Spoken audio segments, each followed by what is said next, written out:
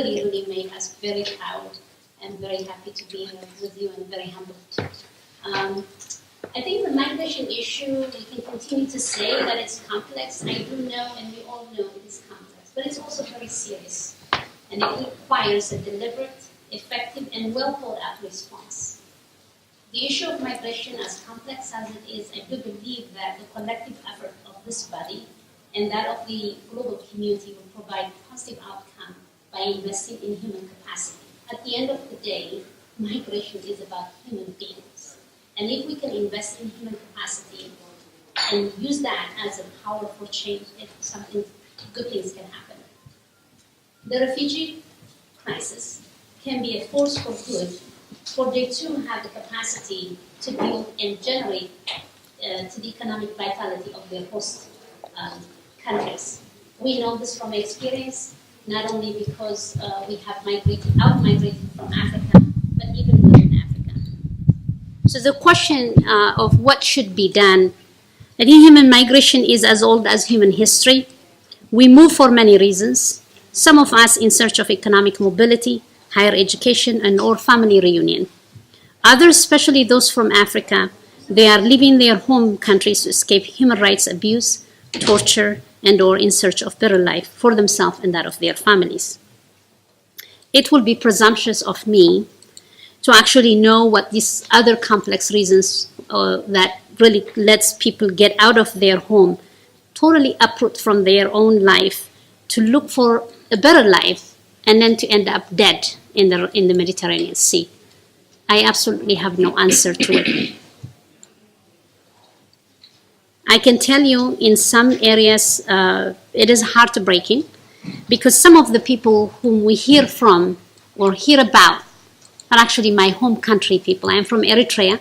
Whenever I hear that Eritreans in the Mediterranean Sea have their ship sunk and or they're being tortured in Libya, your heart sinks and you become helpless because you really do not know what to do.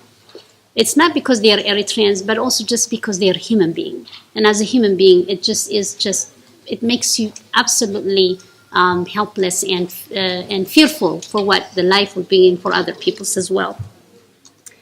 But here's what I know is possible.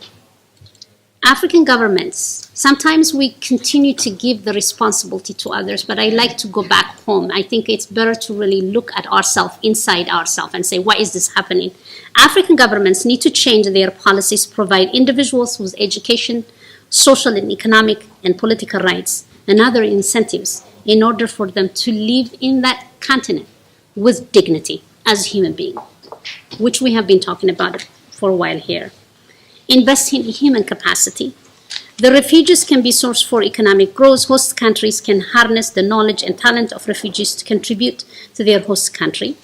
Example is Uganda. At the beginning, the country provided to these 1 million people, refugees that came to Uganda.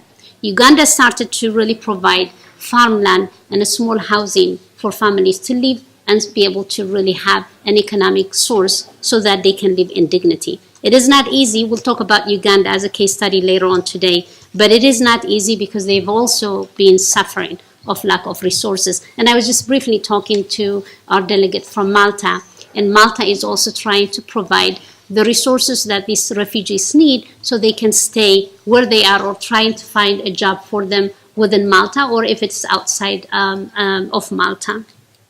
I think the partnership with the inter-Africa, and global partnership are critical. Some of the things that come to mind, and this is not knowing all the complexity of all of you that you deal with migration on a regular basis, but it is not really that I know, but what I know is what is being done in higher education in the United States and other parts of the world. For example, I mention this because I think it's a potential to have a partnership with ECA is quite low-hanging and we can make it possible. MIT has created a refugee action hub. And the idea behind this hub is they are developing a blended education model to solve refugee problems around the world. Their premise is this, refugees can become economic source wherever they are, whichever country they are. We just have to provide them the resources they need. So they're looking at the human capacity, not necessarily at the burden. Oxford University has a refugee research program, which I have heard him speak, and I was 2 years ago, Professor Alexander Betts at School World Forum. When he spoke, I was just like, I think the whole room was flabbergasted. His thinking is that we need to create a different narrative and a different platform for refugees around the world to become the economic engine almost by themselves, to become an economic engine. That was a perfect time because it was this whole notion that Europeans were kind of feeling inundated by Syrian immigrants, migrants. And so I think there is a potential also opportunity for UNECA to be a partner with Oxford University and really get some of the lessons learned and try to see if we can apply them. Because at sometimes we don't have to do this all over. We just have to partner and leverage the resources that's available.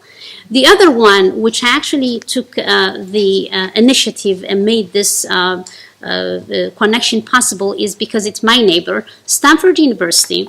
A young Syrian student went to the president of Stanford University, one of the well-endowed universities in the United States. She went there and she said to him, I wanted to create a refugee program, and I want to create awareness within the university. What she's done is just incredible.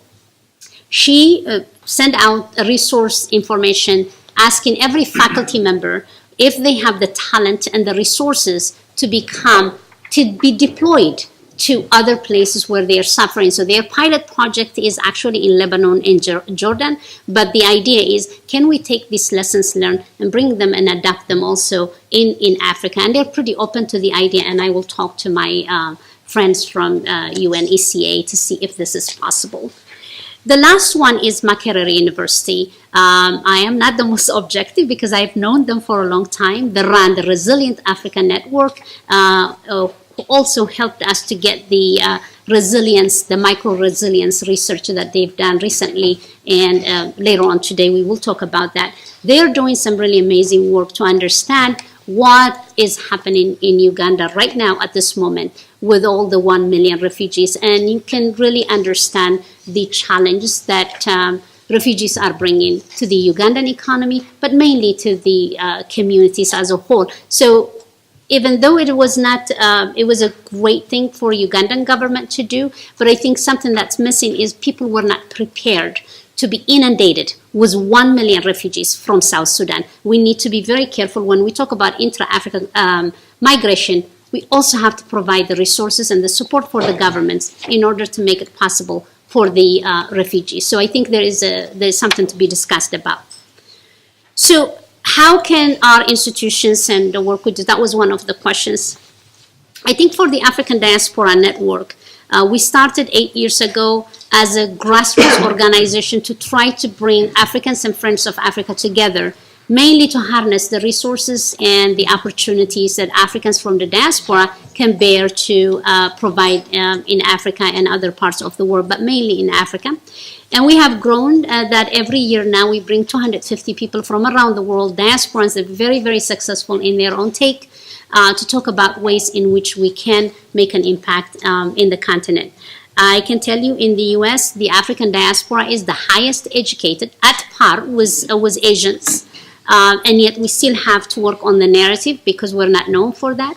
But we do provide, as I said earlier, a 55 billion economic value to the US economy. So what that means is that we do have this, there is a platform that exists for UNECA to use to advance some of the outcomes that may come out of this discussion, mainly on action.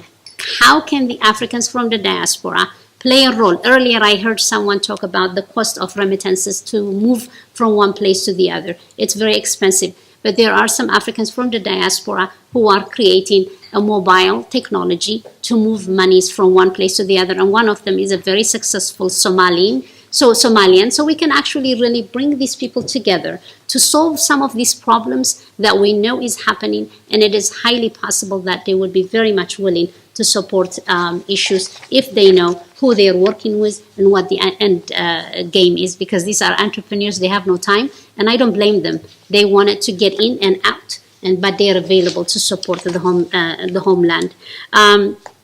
And how can you see the HLPM influencing the program on the continent?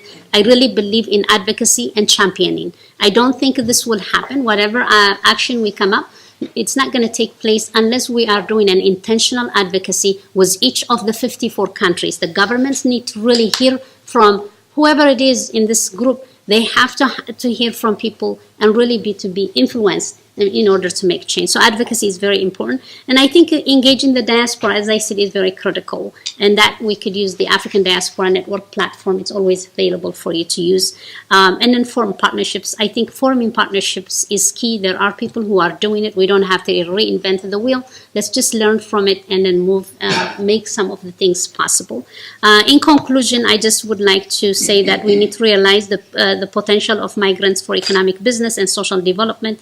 After all, about 22 million migrants in Africa is bound to become an economic force for good. This we must do because the alternative is unacceptable. And I think Africa can actually turn the brain drain to brain gain. And it's highly possible. We see this also with India. And there's no reason why Africa cannot repeat the same thing that India has done with brain gain. They were drained for a while, but now they're gained because their government has made intentional effort to create a diaspora attaché in every consular place, wherever they might be, and it has worked very well. So there is an opportunity for Africa, and I look forward to working with all of you. Thank you.